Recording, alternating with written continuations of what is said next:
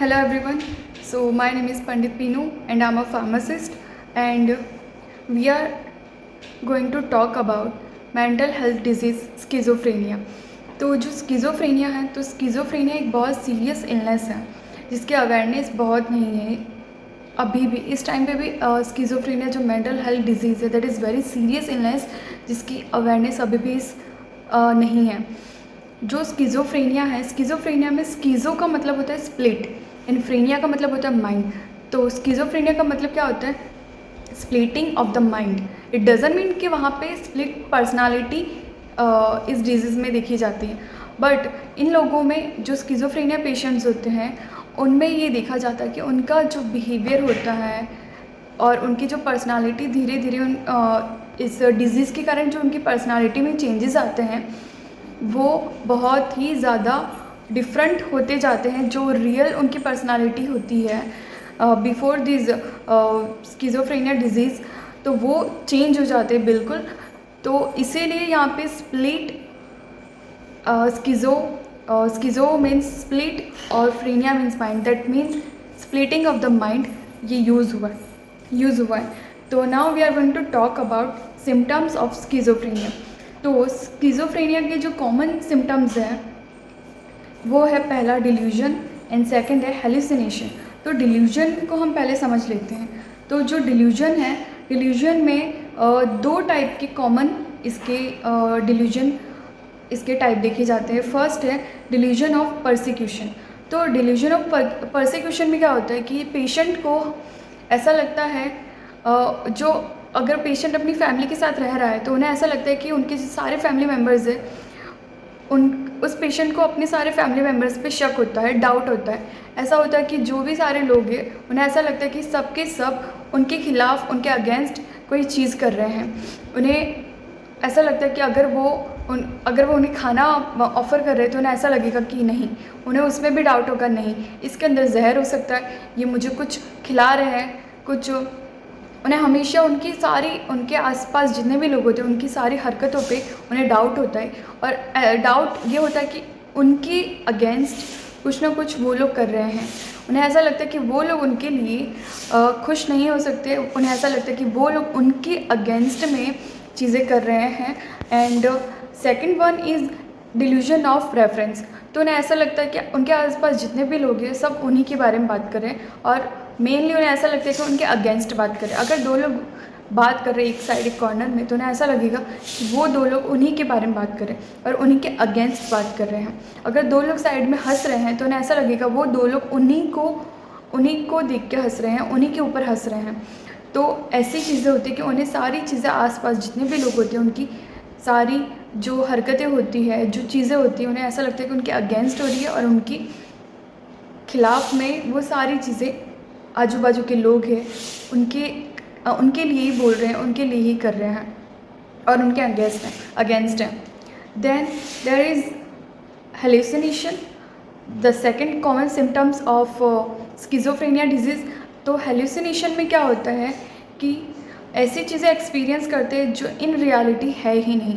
Hallucination में दो type के हेलुसिनेशन होते हैं, auditory hallucination and second one is visual hallucination. तो ऑडिटरी हेलुसिनेशन में क्या होता है कि पेशेंट्स को ऐसी आवाज़ें सुनाई देती है जो इन रियलिटी वो जिन लोगों की आवाज़ें उन्हें सुनाई देती वो लोग होते ही नहीं हैं। उन्हें बहुत ज़ोर ज़ोर से उनके कानों में आवाज़ें सुनाई देती हैं और समटाइम्स देखा जाता है वो कुछ आवाज़ों को रिस्पॉन्ड भी करते हैं। और जब इन रियल में उन्हें पूछो कि आपको किसकी आवाज़ सुनाई दे रही है, कोई दिखाई दे रहा है या फिर किसको आप रिस्पॉन्ड कर रहे हो, तो वो बोलेंगे मुझे कोई दिखाई नहीं दे रहा है पर मुझे आवाज़ें सुनाई दे रही है और वो उन आवाज़ों को रिस्पॉन्ड भी करते हैं। और अगर वो नहीं भी बोलेंगे तो भी हमें ये उनके बिहेवियर से पता चल जाएगा कि वो कुछ आवाज़ों को रिस्पॉन्ड कर रहे हैं, क्योंकि देखा जाता है कि वो लोग अकेले में भी बड़बड़ाते रहते हैं, अकेले में भी वो लोग बातें करते रहते हैं। तो हमें उनके इस बिहेवियर से पता चल जाता है, वी गेट टू नो कि वो किसी को रिस्पॉन्ड कर रहे हैं, किसी से बात कर रहे हैं, बट इन रियलिटी वो चीज़ें नहीं होती हैं। तो इन पेशेंट्स को ऐसा लगता है कि वो जो चीज़ें बोल रहे हैं, वो जो चीज़ें वो सोच रहे हैं और जो चीज़ें उन्हें लग रही हैं तो उन्हें हमेशा ऐसा लगता है कि वो सही है। उन्हें आवाज़ें सुनाई दे रही है तो वो सुनाई दे रही है, वो सच बोल रहे हैं। अगर डिल्यूजन में हमने देखा कि उन्हें ऐसा लगता है कि लोग उनके खिलाफ बात कर रहे हैं, लोगों के ऊपर उनको शक हो रहा है, तो उन्हें ऐसा लगता है कि उनका शक होना अभी सही है, लोग उनके बारे में बात करें, वो जो ऐसा सोच रहे वो भी सही है। तो स्किज़ोफ्रेनिया पेशेंट्स में ऐसी चीज़ें दिखाई देती है। Then second one is visual hallucination. तो विजुअल हेलुसिनेशन में ऐसा होता है कि उन्हें लोग दिखाई देते हैं जो कि इन रियलिटी नहीं होते हैं।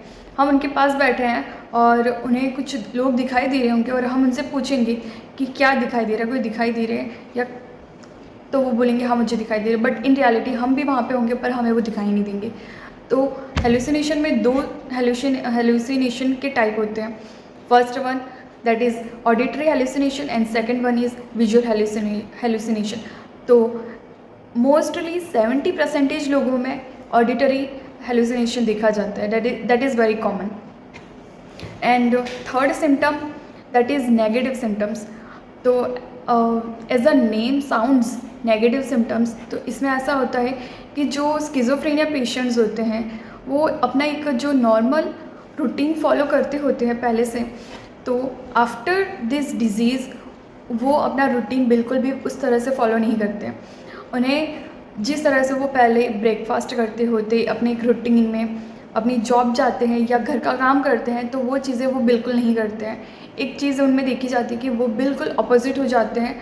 वो जो काम पहले अच्छी तरह से कर पाते थे, वो एक नेचुरली चीज़ें अपनी फॉलो करते थे, वो बिल्कुल भी अब वैसा काम नहीं करते हैं। उनमें देखा जाता है कि उनको किसी चीज़ में इंटरेस्ट नहीं होता है। दे आर लाइक उनका जो इंटरेस्ट होता है वो दिल से, अगर नेचुरली भी अपनी चीज़ें फॉलो कर रहे होते हैं, वो बिल्कुल भी वो चीज़ें नहीं करते हैं। तो ये नेगेटिव सिम्टम्स हमें देखने को मिलता है इन पेशेंट्स में कि वो अपनी जो रूटीन एक फॉलो करते हैं वो बिल्कुल भी नहीं करते, वो अकेले में बैठे रहना पसंद। And there is another symptom that is disorganised speech, disorganised behaviour. तो स्किज़ोफ्रेनिया पेशेंट्स में हमें देखने को मिलता है कि उनका एक बिहेवियर जो होता है वो बहुत वियर्ड हो जाता है, बहुत अजीब हो जाता है। वो कहीं पे भी लेट जाएंगे, कहीं पे भी बैठ जाएंगे, किसी से भी जाके बात करेंगे, कहीं पे भी उठ के बैठ के खाने लगेंगे। तो बहुत सी ऐसे अजीब सी हरकतें उनके अंदर देखने को मिलती है। और मोस्टली 1% लोगों में स्किज़ोफ्रेनिया डिजीज़ पाया जाता है। कॉजेज़ ऑफ स्किज़ोफ्रेनिया डिजीज़, तो there are 2 causes of schizophrenia disease. First one is genetic reference and second one is environmental reference. तो स्किज़ोफ्रेनिया होने के कारण जो है उनमें पहला है जेनेटिक कॉजेज़। तो ये जो स्किज़ोफ्रेनिया पेशेंट्स होते हैं उनमें जेनेटिक कॉजेज़ के ये होता है कि उनके जीन्स के कारण उन्हें स्किज़ोफ्रेनिया डिजीज़ होता है। पेरेंट्स में, अगर उनके पेरेंट्स में दोनों को स्किज़ोफ्रेनिया डिजीज़ है तो देयर इज़ 40% ऑफ पॉसिबिलिटी कि उनके बच्चे में भी स्किज़ोफ्रेनिया डिजीज़ हमें देखने को मिलेगा। और अगर पेरेंट्स में से किसी एक में स्किज़ोफ्रेनिया डिजीज़ है then there is 12% of possibility कि उनके बच्चे में हमें स्किज़ोफ्रेनिया डिजीज़ देखने को मिलेगा ही। एंड ये जो है जेनेटिक कॉजेज़ के कारण होता है ऐसा कि 15 to 25 की एजेस में हमें उनके बच्चों में स्किज़ोफ्रेनिया डिजीज़ के सिम्टम्स हमें देखने को मिल जाते हैं। And there is second one is environmental reference. तो environmental reference as the name sounds, environment के कारण, एनवायरनमेंट में ऐसी चीज़ें होती है स्किज़ोफ्रेनिया पेशेंट्स में कि जो ये डिज़ीज़ है वो उनके अंदर डेवलप होता है। It includes excessive of overthinking, excesses of failure, seriousness, sadness, living in the past, failure and negative approaches। ये जो सारी चीज़ें हैं वो एक्सेसिव अमाउंट में उन्हें अप्रोच होती है, उन्हें ये सारी चीज़ें फील करने को मिलती है। ये एक्सेस अमाउंट में उन्हें अगर ये चीज़ें बार बार देखने को मिलती है तो उनका जो एक स्ट्रेस लेवल है वो बहुत बढ़ जाता है। तो ये एनवायरनमेंट में उन्हें, अपने एनवायरनमेंट में ये सारी चीज़ें होती हैं तो वो स्किज़ोफ्रेनिया डिजीज़ होने के उनके अंदर बहुत ज़्यादा चांसेस हो जाते हैं। This are the root cause of schizophrenia disease in environmental. Schizophrenia disease के पेशेंट्स को उनके ट्रीटमेंट में एंटीसाइकोटिक मेडिसिन्स दी जाती हैं। तो ये एंटीसाइकोटिक मेडिसिन्स क्या करती है?